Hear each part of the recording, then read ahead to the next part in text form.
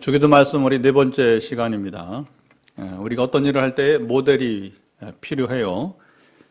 적당한 모델이 있으면 우리가 따라하기만 하면 되니까. 그렇죠. 누구든지 이 모델이 있으면 따라하기만 하면 되니까 하지 못할 사람이 여러분 아무도 없을 것입니다. 그래서 요리를 위해서도 레시피가 있으니까 가능하고, 공부도 여러분 참고서라든가 여러 가지 좋은 책들이 있으니까 또 선생님의 또 가르침을 따라서 우리가 가면 되는 것이고, 요즘 우리가 추진하고 있는 교회 건축도 마찬가지로 그렇습니다. 적합한 모델이 없으면 어디서 무엇을 이제 어떻게 시작해야 되는가 이제 캄캄하게 되는 거죠. 우리 네트워크 병원 중 하나인 우리 뉴서울 성모양병원이 지금 이제 부지를 매입해서 건축을 하려고 합니다. 금요일 날 제가 서울에 몇 가지 일로 인해서 이제 올라가는데 통화를 하게 되었어요. 그러면서 이제 그 집사님 가정에 저에게 묻기를 어떻게 빛내리 교회가 작은 교회 건축을 하냐고. 그래서 뭐 이런저런 얘기를 하다가 우리 장로님 얘기를 하게 되었죠. 그랬더니 이 차지사님이 금방 장로님을 바로 소개해달라고 지체할 수 없다. 왜 그러냐면 이제 이 병원이 한번 사기를 당했어요. 사무장 출신. 항상 적은 내부에 있습니다. 멀리 있지 않고 내부에 있는 거예요. 상당히 고생했어요. 그래서 이 법정관리 들어가기도 하고 병원이. 근데 우리가 만날 때가 이제 한참 고생할 때였어요. 2년 전에. 하나님이 그 병원 만나자마자 우리 송정훈 집사님 어머니 입원하면서부터 만나면서 그 병원에 얽힌 문제가 이제 풀어질 것을 선포하게 하시고 작년에 풀어지게 되었습니다. 할렐루야.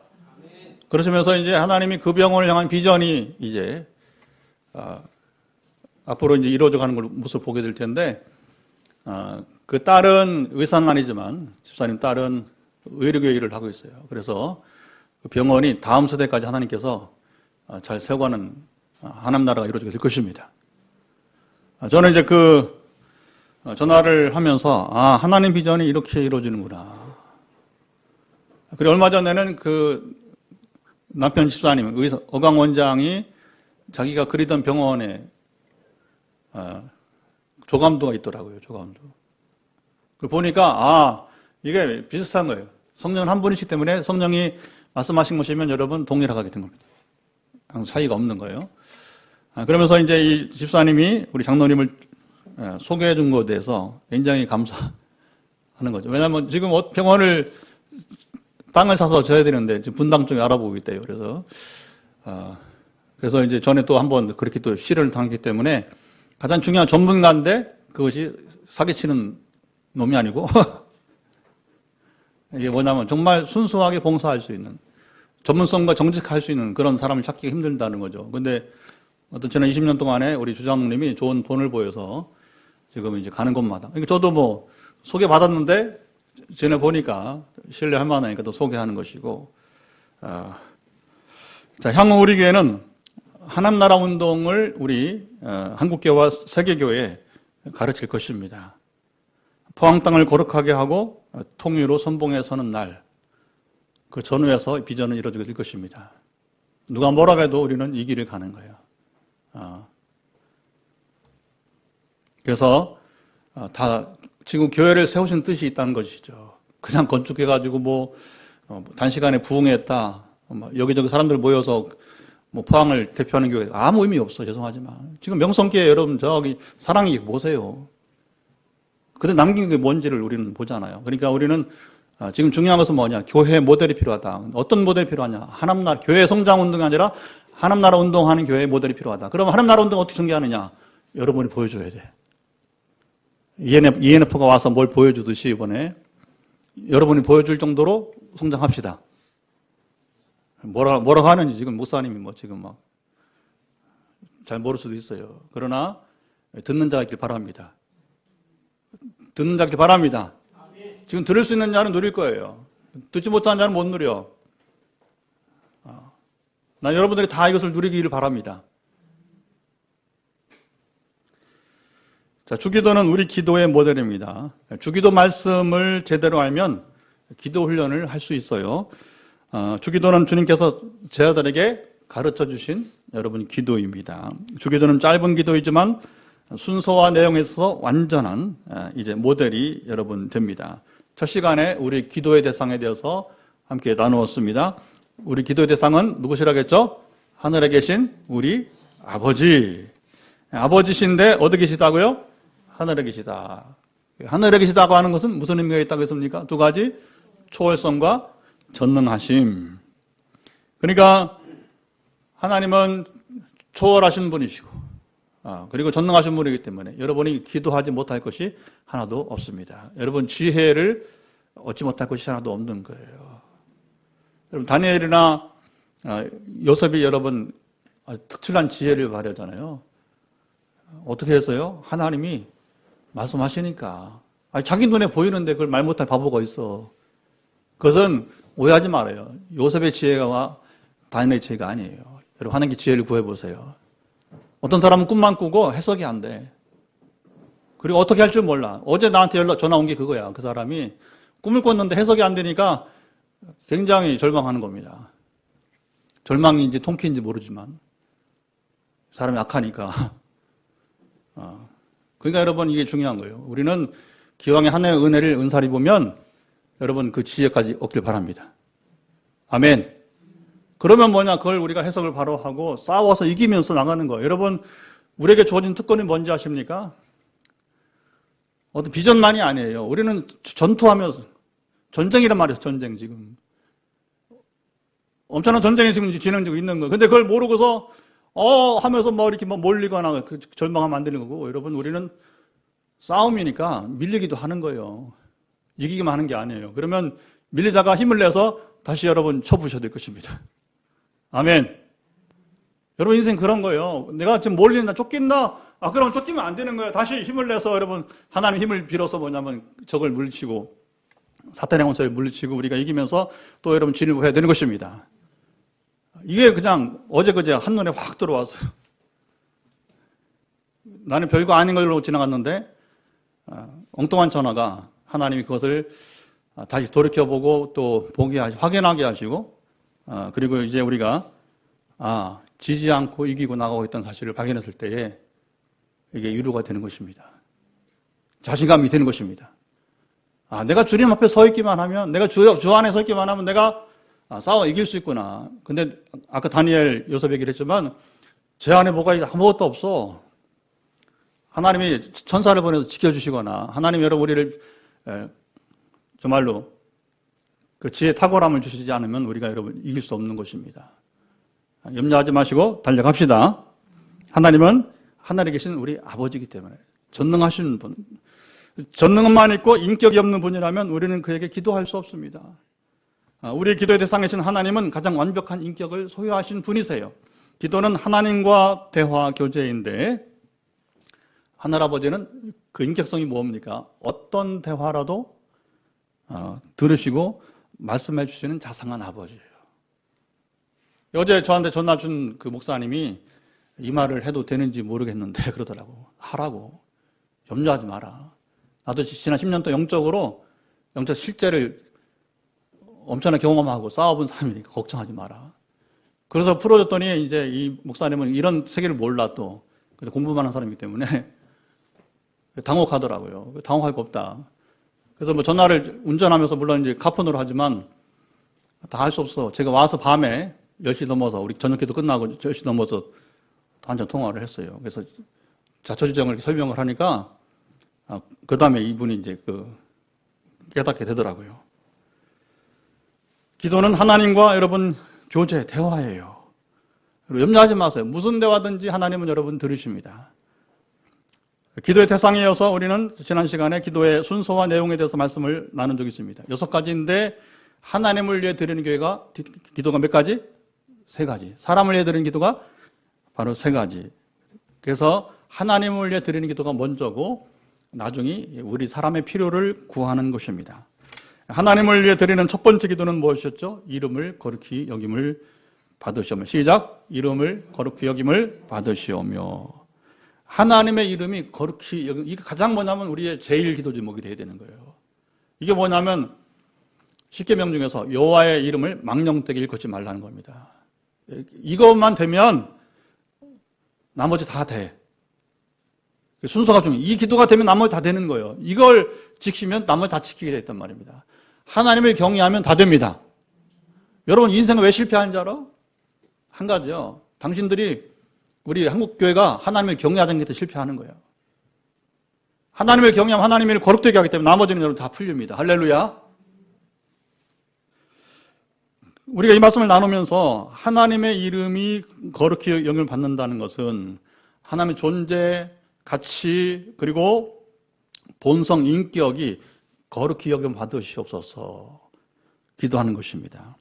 이 기도를 통해서 종교개혁과 마틴 루터는 하나님을 하나님 되게 하는 것이 바로 하나님의 이름을 거룩하게 하는 것이다. 시작. 하나님을 하나님 되게 하는 것이 하나님의 이름을 거룩하게 하는 것이다. 할렐루야.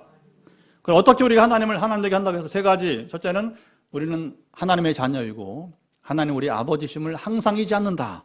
이게 중요한 거예요. 너무너무 중요한 겁니다. 여러분 하나님 자녀됨을 잊지 마시기 바랍니다. 그러면 여러분 쫄지 않을 수 있어. 누가 어떻게 위협해도 쫄지 않을 수 있어. 실제로 여러분 위협합니다. 얼마나 위협하는지 몰라요. 염려하지 마세요. 여러분 하나님 자녀 확신하면 여러분이 건드릴 자가 아무도 없습니다. 하나님 아버지는 여러분 누가 건드리겠어. 염려하지 마세요. 둘째는 우리 삶을 통해서 어떤 일이든지 간에 모든 영광을 주님께 돌릴 수 있어야 돼요. 영광을 우리가 가로채지 말아야 됩니다.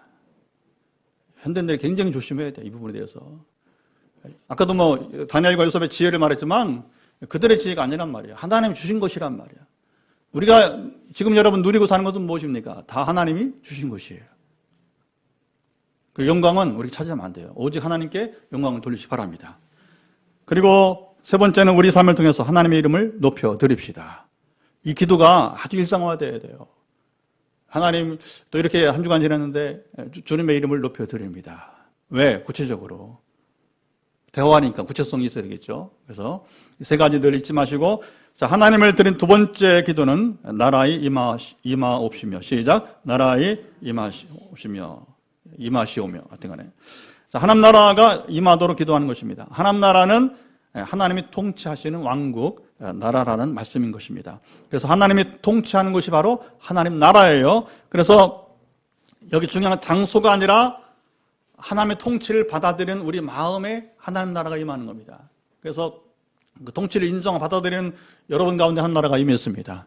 여러분 가정 가운데 하나님 나라가 임한 것입니다. 우리 교회 가운데 이 통치를 받아들이는 나라야만, 열방이야만 여러분 그것이 하나님 나라가 이제 이 땅에 도래했음을 선포하게 되는 것입니다. 아무 데나 가서 이곳에 하나님 나라 도래했음을 계속해서 선포하노라. 웃기는 얘기예요. 조심해야 됩니다. 그 자리에 함께하는 사람들이, 함께 모인 사람들이 진정으로 하나님 통치 받아들이고 있는가? 여러분 한 사람이 다 통치 받아들이고 있다면 비로소 이곳이 하나님 나라 도래한 거예요. 저 혼자 하고 안 돼요. 여러분 같이 통치를 받아들이고 있느냐? 그러면 이 포항 빛내리기가 하나님 나라 도래했음을 우리가 선포하게 된 것입니다. 그리고 전에 우리가 나눈 것처럼 영광이 떠나기를 싫어하시는, 여러분 거룩함이 떠나면 영광은 이가봇 돼버리는 거예요. 떠나버리는 거예요. 거룩함을 잊지 말아야 되는 겁니다. 자, 주께서 오셔서 하나님 나라를 완성하실 때 우리가 천국의 모습을 알게 될 것입니다. 하나님 나라가 임하도록 기도하는 우리는 복음 전도를 게을리하지 말아야 합니다. 주님께서 우리에게 마지막 부탁하신 최고의 위탁명령, 그리고 지상명령인 것이죠. 마태복음 28장 18절 20절, 사도행전 1장 8절. 자, 오늘 하나님을 위해 드린 세 번째 기도를 나누는데, 자, 10절을 다시 한번 읽어보도록 합시다. 자, 10절 말씀을 함께 읽어보도록 합시다. 나라가 임하시오며 뜻이 하늘에서 이루어진 것 같이 땅에서도 이루어지이다. 자, 하나님의 뜻을 위해 기도하는 것인데, 자, 이름을 위해서 기도했고 나라를 위해서 기도했는데 이번에 세 번째는 그의 뜻을 위해서 기도하는 것이에요. 하나님의 뜻이 무엇일까요? 그런데 이 헬라 성경 원문을 보게 되면 하나님의 뜻이라고 하는 것이 뭐냐면 복수가 아니고 단수예요. 단수. 이게 특징인 것입니다. 다시 말하면 하나님의 뜻은 한 가지로 요약이 된다는 거예요. 그러면 자, 질문해 봅니다. 하나님의 유일하신 뜻이 있다면 그 뜻은 무엇일까요? 우리를 향하신 뜻을 말한 것입니다. 그게 또 하나님을 위한 것이고, 하나님의 유일하신 뜻이 있다면 뭐예요? 큰 소리로 자신 있게. 네, 구원이죠. 아담과 하와가 타락한 다음에 우리 인류 최고의 과제는 뭐예요? 하나님을 떠나서 하는 거예요. 하나님 떠나 살던 사람들이 뭐 같은 말인데 우리 탁사님 말한 것처럼 하나님 말씀 순종해서 돌아오면 그게 구원에 이르게 되는 거 아니겠어요? 자, 디모데후서 1장 9절을 제가 읽어드릴게요. 하나님이 우리를 구원하사 거룩하신 소명으로 부르심은 우리의 행위대로 하심이 아니요 오직 자기의 뜻과 영원 전부터 그리스도 예수 안에서 우리에게 주신 은혜대로 하심이라. 우리를 구원하신 것은 뭐라고 해요? 하나님의 은혜대로 하신 것이다. 에베소 1장 11절 모든 일을 그의 뜻대로 뜻의 결정대로 일하시는 이의 계획을 따라 우리가 예정을 입어 그 안에서 기업이 되었으니. 우리가 하나님의 기업이 된 것은 뭐냐? 바로 하나님께서 그의 뜻을 따라 결정하신 것이다. 예정으로 이루어진 것이다. 하나님 정하신 것이다.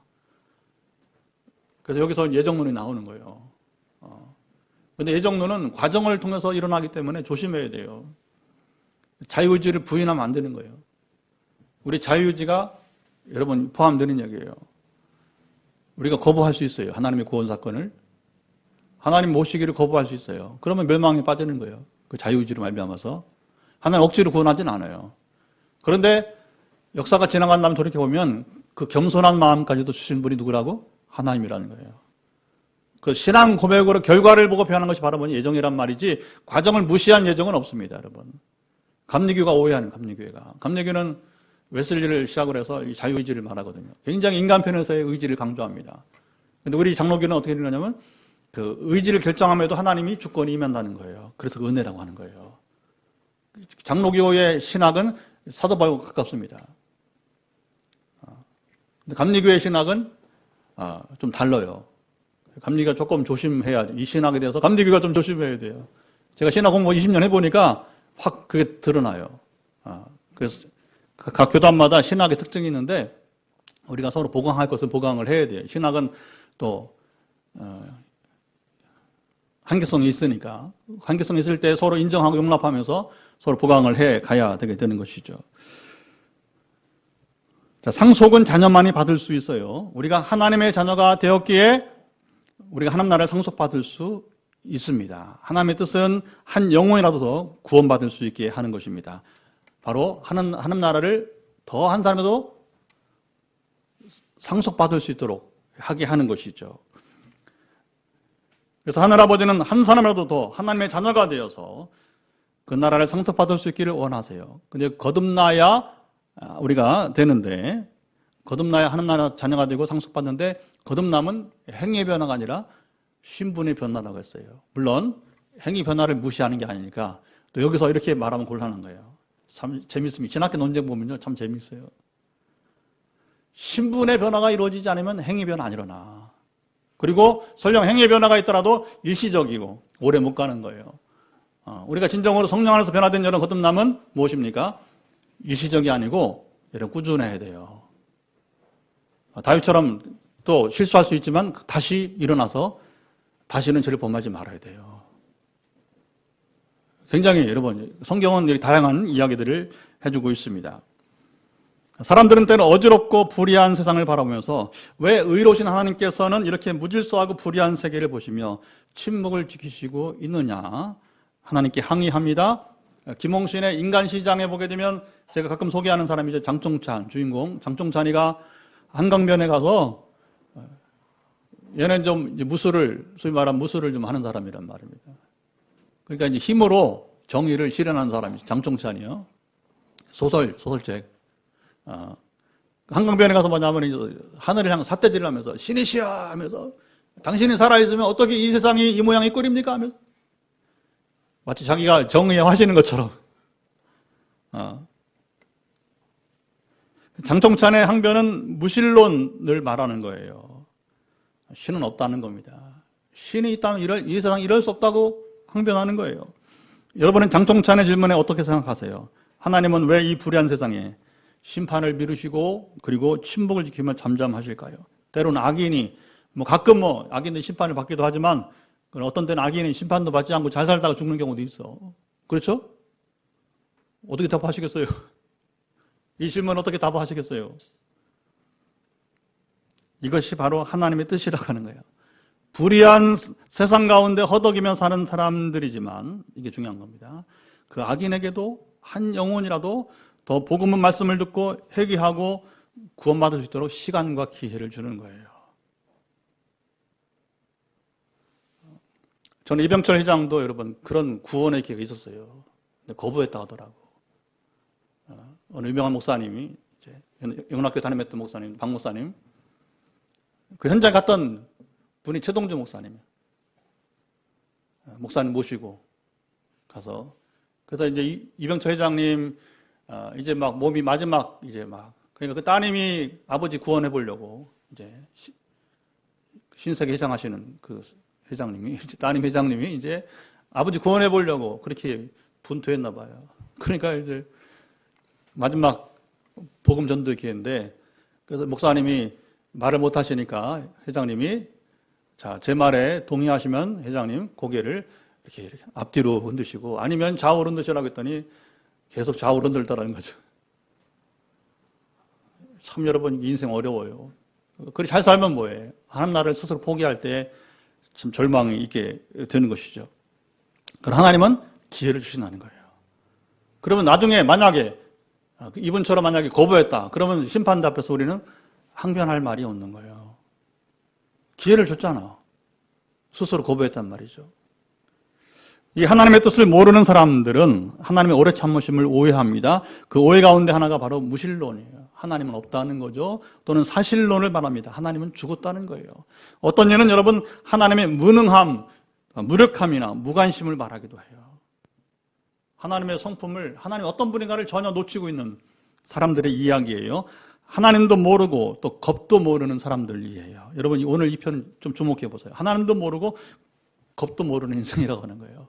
하나님을 알면 겁이 없을 수 없어. 당신은 지금 어떤 삶을 살고 어떻게 하나님의 심판을 받을 터인데 겁이 없어. 하나님의 세상을 심판하셨다면 이미 세상은 사라지고 말았을 것입니다. 하나님은 이 편을 잘 보세요. 참고 조금 더 참으시고 더 조금 기다리셨어요.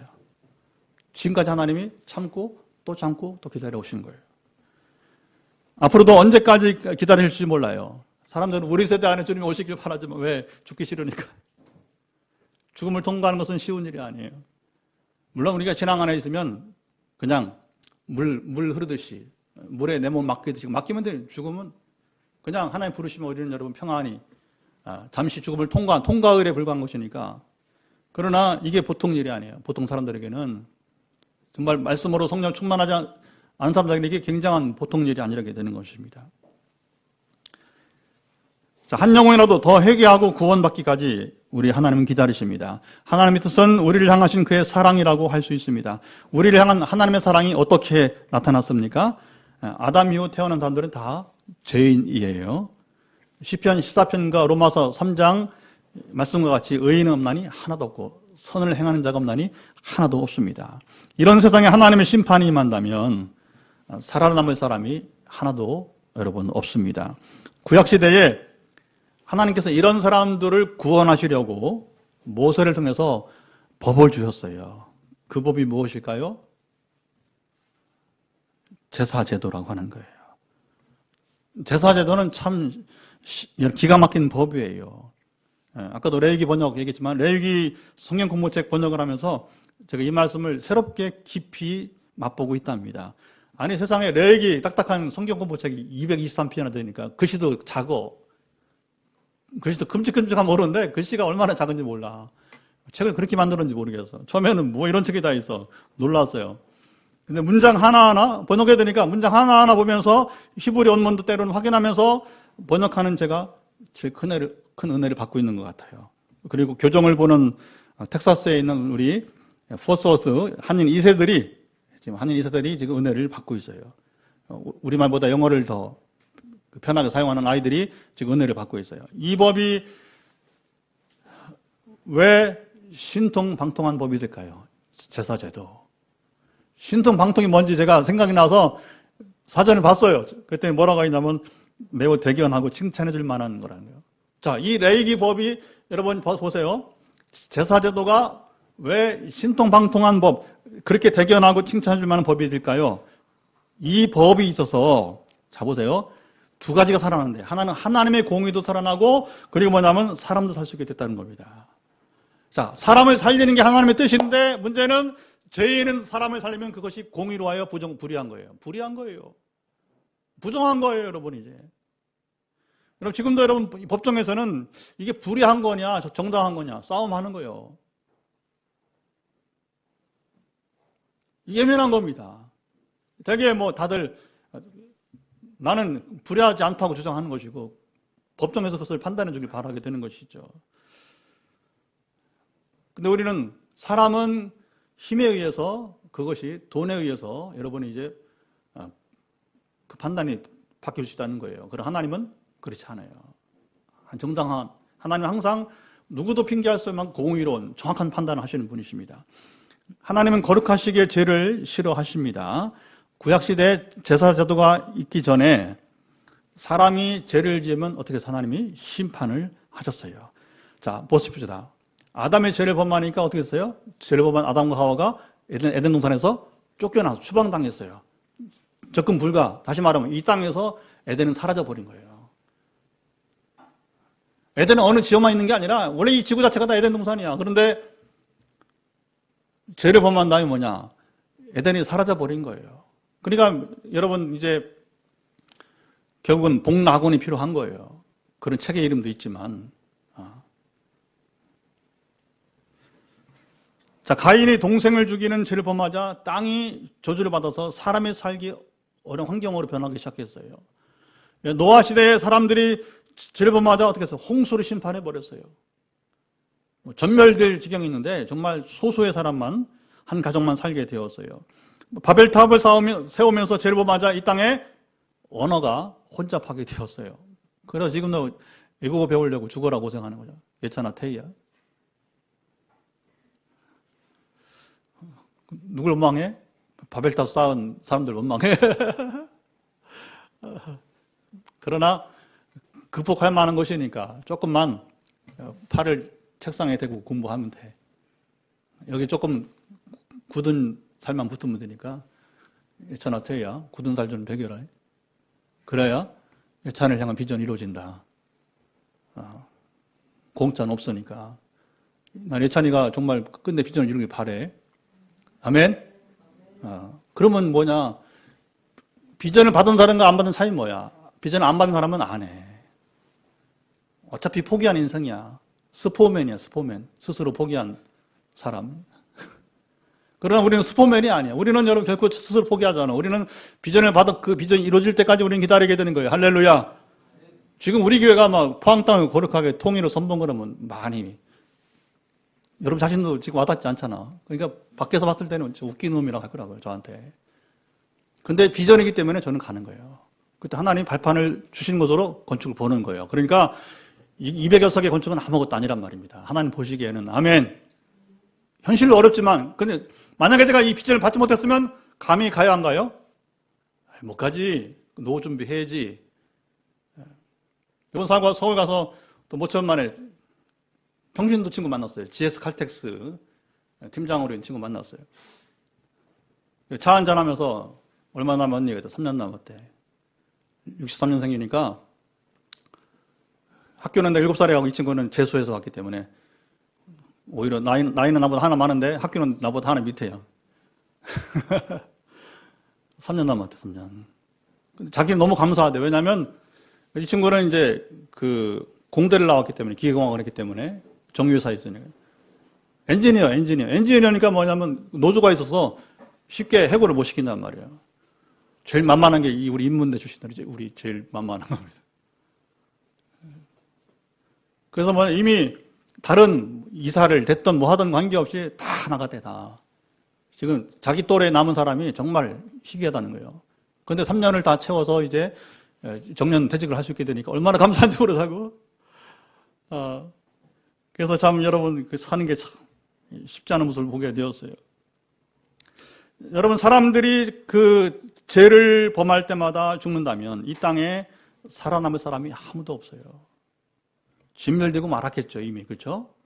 이런 식으로 사람들을 죽이는 것이 하나님의 뜻이 아니라고 하는 거예요. 그렇다고 죄인들을 그대로 두면 하나님의 공의는 사라지잖아요. 하나님 말씀으로만 하도 여러분 다 살릴 수 있어요. 그러나 하나님은 공의가 사라져요. 이게 굉장히 중요한 것입니다. 하나님의 뜻은 하나님의 공의도 살고 사람도 살 수 있게 하는 것이었습니다. 자, 이것을 충족시킬 수 있는 법이 등장했는데 바로 뭐냐, 그것이 제사제도예요. 제사제도. 사람의 죄를 지으면 짐승을 희생제사로 드리는 것.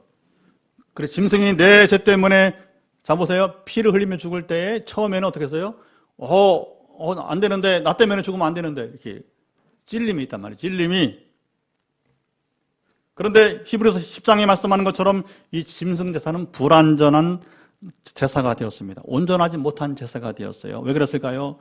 사람의 죄를 지을 때마다 희생 제사를 반복적으로 드려야 했기 때문에 번거로움만이 아니라, 그 다음 들어보세요. 세월이 지나서 제사 제도는 형식화되고 말았습니다. 왜 그럴까요? 처음에는 내 죄 때문에 죽어가는 짐승을 보면서 안 됐잖아요. 죄는 내가 졌는데 누가 죽어? 짐승이 죽으니까. 아무리 짐승이지만 양이 죽고 소가 죽어나가니까 새가 죽어나가고, 가난한 사람들은 염소가 죽어가고, 다시 죄를 짓지 말아야 그렇게 생각한단 말입니다. 그런데 제사가 거듭될수록 사람들이 초심을 잊어버려요. 초심을 잊어버려요. 나는 죄를 지어도 되고 저 짐승은 나를 위해서 대신 죽어 마땅하다고 여기고 말았어요. 여러분, 이게 멸망의 시작이에요. 이게 무서운 죄의 시작입니다. 나는 내 정도 위치에서는 이런 일을 해도 돼. 큰일 날 사람이요.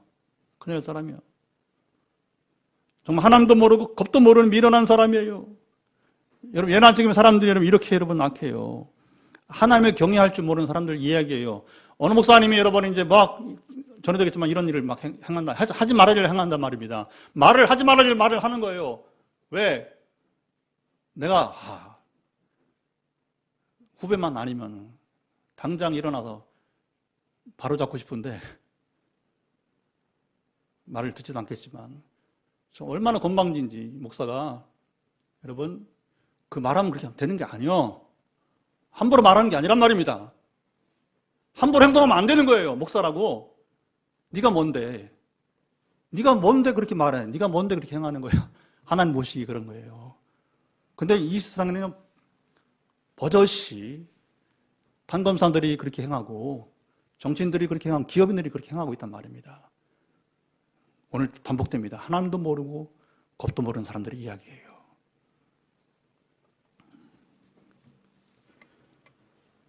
하나님을 경외할 줄 모르는 어리석은 인간들입니다. 하나님께서 이런 마음으로 제사를 드리는 것을 보셨습니다. 하나님은 사람들이 이런 마음으로 제사를 드리기를 원하지 않으셨어요. 당연하죠. 내가 하나님이라도 그럴 바에는 제사 드리지 마라. 내 이름을 더 욕되게 하지 마라. 그게 뭐냐? 말라기 우리가 봤잖아요. 성전문을 누가 좀 닫으라고. 이런 교회라면 차라리 사랑에게 문 닫으란 얘기예요. 명성께 문 닫으란 얘기예요. 제 얘기가 아니고 성경 얘기 말하자면 그런 얘기란 말입니다. 하나님은 짐승의 피나 기름의 제사보다 순종을 원하셨습니다. 사무엘상 15장 22절. 사무엘을 통해서 하나님 말씀하신 거예요. 나는 피의 제사 원치 않는다. 뭘 원하느냐? 그래, 뭘 원하냐? 나는 너희들이 순종하기 원한다. 사울아. 네가 왕이냐? 내가 널 어떻게 세웠느냐? 내가 너 이렇게 하라고 세웠느냐? 주님 후회하시는 거예요. 후회하시는 거. 왕을 세우면 후회하시는 거예요. 네가 이럴 줄 몰랐다는 겁니다. 사울의 반역이죠. 말하자면 이제 사람을 사랑하시는 하나님은 이 불완전한 제사를 없애버리셨어요. 더 이상 피 냄새 싫다는 겁니다. 기름 냄새 싫다는 겁니다. 내가 이 피가 없어서, 내가 이 기름 없어서 그리고 내가 하나님께서 여러분 피를 필요합니까? 기름 필요합니까? 완전한 제사, 온전한 제사를 친히 행하시게 되었어요. 예수님의 희생 제사입니다. 예수님의 십자가 희생 제사는 단 한 번의 제사로 사람들의 과거, 현재, 미래의 모든 죄를 영원히 여러분 사하셨습니다. 하나님의 뜻을 가장 잘 따르는 분이 바로 예수님이십니다. 예수님은 하나님의 뜻을 따라 이 땅에 육신의 몸을 입고 여러분 오셨습니다. 성육신이죠. 예수님의 공생 3년은 바쁜 일정 가운데 여러분 이어졌어요. 주님의 모든 바쁜 여정은 오직 한 가지를 위한 것입니다. 무엇입니까? 주의 말씀을 듣고 행함을 보고 두 가지입니다. 말씀을 듣고 행함을 보고 그리고 이제 사람들이 믿게 하기 위함이었어요. 아까 소개한 것처럼 예수님은 주의 말씀을 듣고 믿지 않으니까 그러면 적어도 내가 하는 이 일을, 내가 행하는 일을 보고 다시 말해 역사와 표적을 보고 하나님 나라를 여러분 믿으라고 하는 거예요. 요한복음 14장 11절 말씀이에요. 그래서 여러분 기적은 도구입니다. 왜? 믿게 하기 위한 도구란 말이에요. 그 이번에 2월 말에 우리 ENF를 통해서 우리도 범사 기도할 때 기적이 나타나지만 이번에 팀이 오니까 혼자가 아니고 저 혼자가 아니고 김대 목사 혼자가 아니고 직분은 관계없습니다. 목사든 여러분 직분은 관계없습니다. 팀이 오니까 평상시 기도하고 하나님의 소리에 귀를 기울이고 순종한 자들이 몰려오니까 군대가 오는 군대가 지원군이 오는 겁니다. 우리 교회에 지원군이 오는 거예요. 지원군을 맞이합시다. 아멘. 얼마나 외로운 싸움이 우리 교회에 얼마나 외로운 사람이에요. 여러분 외롭지 않으세요? 하나님의 바라볼 뿐이 없기 때문에 얼마나 외롭지 않아요. 여러분 외롭지 않습니까? 그런데 지원군이 오니까 환영하는 거예요. 할렐루야. 이런 지원군은 흔치 않아. 아무나 온다고 지원군이 아니란 말입니다. 물론 또 우리가 지금 7월에 통일 전문가인 숭실대학교 이제 하충기 교수가 옵니다. 왜? 통일의 선봉기니까 통일을 알아야 될 거 아니야. 이제는 포항땅 거룩하게는 좀 이제 와닿잖아, 그렇죠? 통일을 우리가 배워야 한단 말입니다. 주기적으로 이 친구 와서 이 목사님은 이제 북한이 고향이야. 그 형님 아버지가 피난민 세대. 근데 큰 형이 지금도 북한에 살아. 근데 안 만나. 만날 수 있는 기회가 있어도 안 만나. 왜? 만나면 좋은데 만남 후가 어렵기 때문에. 만나면 잠깐인데 알죠, 그렇죠? 만남 후에 후유증이 더 크니까 그냥 이 땅에서는 통일되지 않으면 그냥 마음은 아팠지만 차라리 그냥 이대로 살자 하는 게 그 가정의 이제 가족 회의 결과랍니다. 너무 그 후에 후유증이 크기 때문에 잠깐은 좋지만 쉽지 않은 또 과제인 것입니다. 사람들이 주님을 믿어 구원에 이르게 하는 것이 주님의 유일한 공생의 목적이었습니다. 남녀노소, 신분과 계층을 물론하고요. 심지어 당시 사람들이 어울리길 꺼려했던 누구? 세리, 그리고 죄인, 창기들까지도요. 주님은 그들을 구원의 대상으로 여러분 보셨던 것입니다. 그리고 주님을 반대하고 여러분 죽이려고 했던 바리새인들 가운데도 다는 아니잖아요. 그렇죠? 대사는 그렇지만 그러니까 여러분 니고데모 같은 바리새인 구원하신 거 아니에요? 아리마대 요셉 이런 바리새인 여러분 이제 그 70인 공회 의원을 여러분 이제 구원하신 거 아닙니까? 둘은 아니란 말이에요. 70인간 둘은 아니란 말이에요. 항상 여러분 이제 소수는 남아 있는 거예요. 할렐루야. 공생애를 마치면서 예수님은 인간의 죄를 대속하기 위해 마지막 하나님의 뜻을 이루셨습니다. 이 뜻을 이루는 것은 결코 쉬운 일이 여러분 아니었어요. 주님은 이 뜻을 감당할 수 있기에 겟세마네 동산에서 땀방울이 빗방울 같을 정도로 고민 가운데 기도하시게 되었어요. 내 아버지여 만일 할만하시거든 이 잔을 내게서 지나가게 하옵소서. 그러나 나의 원대로 마옵시고 아버지의 원대로 하옵소서. 내 아버지여 만일 내가 마시지 않고는 이 잔이 내게서 지나갈 수 없거든 아버지 원대로 되기를 원하나이다. 인간 예수의 마지막 정직한 고백이거든요. 고난은 누구든지 싫어요. 누가 좋아? 외로운 싸움은 누구도 싫어. 그러나 이 길만이 생명의 길이기 때문에 외로움을 여러분 이기면서 싸우는 것입니다. 이것만이 사는 길이기 때문에 이것만이 다른 사람을 살리는 길이고 이 길만이 포항 땅을 살리는 길이기 때문에 이 길만이 우리가 통일의 선봉에 서는 길이고 이 길만이 뭐냐면 여러분 열방을 살리는 길이기 때문에 할렐루야. 저희 이 소리를 좀 알아들었으면 좋겠어요. 물론 갈수록 알아들 겁니다. 염려하지 마세요. 시간이 약입니다. 시간이 약이 될 것입니다. 평화야. 조금만 더 기다리고 훈련받고 하려면 이 말이 무슨 말인지 이렇게 들릴 거예요. 예수님은 이렇게 하나님의 뜻을 따라 죽기까지 순종하였습니다. 예수님은 제자들에게도 하나님의 뜻을 따라 살도록 권하셨습니다. 요한복음 4장 34절 예수께서 이르시되 나의 양식은 나를 보내신 이의 뜻을 행하며 그의 일을 온전히 이루는 이것이니라. 자, 우리의 인생을 사는 목적이 바로 여기 있습니다. 주님을 닮는 것이. 우리는 여러분 어느 목사 닮으면 안 돼. 프란시스코 훌륭하지만 프란시스코 닮으면 안 되는 거예요. 여러분 주님을 닮으세요. 주님을 닮으세요. 요셉이 훌륭했지만 요셉 닮으면 여러분 한계성이 있는 것입니다. 다윗이 훌륭했지만 다윗 닮으면 안 되는 거예요. 그는 죄인이기 때문에.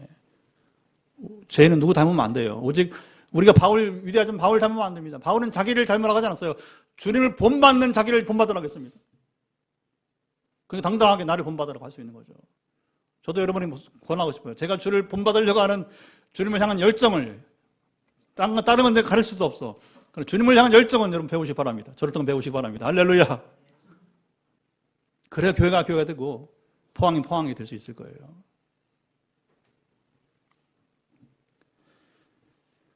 주님과 같이 여러분 우리도 많은 영혼을 살리는 삶을 살아야 돼요. 내가 사는 목적은 다른 사람을 살리는 것입니다. 우리 교회가 존립하는 목적도 이 지역에 죽어가는 영혼들을 살리는 것입니다. 성경은 이 점에서 우리를 하나님의 대사라고 부르는 거예요. 옛말로 사신이라고 부르고 또 그리스의 편지라고 부르고 향기라고 부르고 냄새라고 부르는 거예요. 우리 가는 곳마다 냄새를 좀 풍겨야 돼요. 그 냄새는 뭐예요? 아, 저기 예수 냄새가 난다고. 옛날에 초기 우리 한국교회 여러분 이제 의사들이 그 죽어가면서도 간호사들이 옛날 선교사들이 도망가지 않고 여러분 이제 성기지를 지키면서 그렇게 여러분 창고라는 그 전염병 속에서 여러분 이제 나아갈 때 우리 선배들이 옛날 조상들이 저기 예수가 걸어간다고 했잖아요. 예수가 걸어간다. 이게 안 되니까 한국교회가 지금은 문제가 되는 거죠. 쉬운 길은 아니에요. 그러나 이런 삶을 우리가 본받아야 됩니다. 이런 삶을 살아가야 될 것입니다. 한국교회 회복 이렇게 되면 돼. 아, 저기 예수가 걸어간다. 그러면 돼. 근데 저기 보니까 예수가 아니라 뭐 그냥 다른 표현이 나오니까 문제가 되는 것이죠. 우리 자신의 모습을 한번 돌이켜봅시다. 나는 과연 다른 사람을 살리는데 총력을 기울이고 있습니까? 우리는 구조대원들, 129 구급대원들과 여러분 같은 자들이에요. 다른 사람에게 용기와 희망을 주고 있습니까? 믿음으로 살 수 있도록 돕고 있습니까? 교회 생활에 잘 정착할 수 있도록 돕고 있습니까? 이미 섬기는 봉사와 헌신을 더 성실하게 여러분 감당할 수 있도록 인정해주고 여러분 독려해주고 있습니까? 여러분 생애에 2명 이상 영혼들이 믿음에서 실족하지 않고 풍성한 인생을 신앙생활을 여러분 살 수 있도록 기도하고 있습니까? 나와 나의 자녀만이 아니라 2명 이상 진정으로 영혼을 사랑하는 마음으로 기도하는 대상이 있습니까? 이런 것들이 다 뭐냐? 사람을 살리는 일이에요. 이렇게 사는 사람이 예수 닮은 사람입니다. 우리는 주님의 성품, 인격만이 아니라 주님의 사역도 닮아야 돼요. 한국교회가 잘못한 것 중에 하나가 바로 이것이에요. 주님의 인격과 성품은 그렇게 말하는데 주님처럼 일하자고 하지 않았어요. 하나를 놓치는 거예요. 2가지를 다 우리는 쫓아야 됩니다. 주님의 인격만 아니라 주님의 사역을 우리가 쫓아서 사역도 닮아서 해야 될 것입니다. 그래야 우리가 예수의 제자라고 부를 수 있는 거예요. 어느 것이 치우칠 수 없습니다. 마치 아버지의 전능함과 인격처럼 예수님의 인격과 사역도 마찬가지예요. 여러분 복음서가 뭐냐? 한마디 말하면 예수님의 인격과 사역을 말하게 됩니다. The person and work of Jesus. 예수님의 여러분 인격과 사역을 말하게 됩니다. 인격만 아니고 사역만 아니란 말이에요. 2가지가 다 가야 되는 거예요. 그때 우리가 뭐냐? 복음서를 온전히 배울 수 있는 것입니다. 이런 하나님의 뜻이 하늘에서 이룬 것 같이 땅에서도 이루어지도록 우리는 기도합니다. 이스라엘 사람들은 세계를 3층으로 여러분 생각했습니다. 그게 우주관이에요, 당시에. 1층은 누가 살아요? 지하의 세계, 1층이. 1층은 누구예요? 누가 살아요? 지하에서. 죽은 자들. 음보죠. 죽음의 세계, 지옥이에요, 지옥. 2층은 지상이에요, 땅에. 현재 생존한 사람들이 사는, 산자들이 사는 세계가 바로 이 땅이 되는 곳. 3층이 뭡니까? 하늘입니다. 하나님이 계신 곳, 천국이에요. 천사들이 하나님을 소종하는 곳, 그것이 바로 천국이 되는 것입니다. 하늘에서는 천사들이 하나님의 말씀에 절대 복종합니다. 천사들과 같이 지상에 사는 사람들도 하나님의 뜻에 따라 우리가 기도하고 순종하고 행함으로 여러분 순종하는 겁니다. 자, 보세요. 이게 좀 천사들이 주님을 순종하는 것처럼 우리가 이 땅에서 천사들처럼 여러분 근데 우리는 천사가 아니고 우리는 자녀란 말입니다. 천사는 종이지만 우리는 자녀란 말입니다. 근데 종은 억지로 하지만 자녀는 기꺼이 하는 거예요. 이게 엄청난 또 차이가 있게 되는 것이죠. 이렇게 살 수 있는 것이 얼마나 큰 복이고 여러분 은혜인 줄 모릅니다. 여러분 이것이 은혜고 복인 줄을 믿으시 바랍니다. 누리기 바랍니다. 하나님나라 하늘의 보화를 쌓는 인생을 살 줄 알기 때문입니다. 주기도 말씀을 나누면서 우리 기도 생활을 점검하고 있는데 이렇게 살아갈 수 있기를 주님 말씀 언제를 축원합니다. 다 같이 일어나서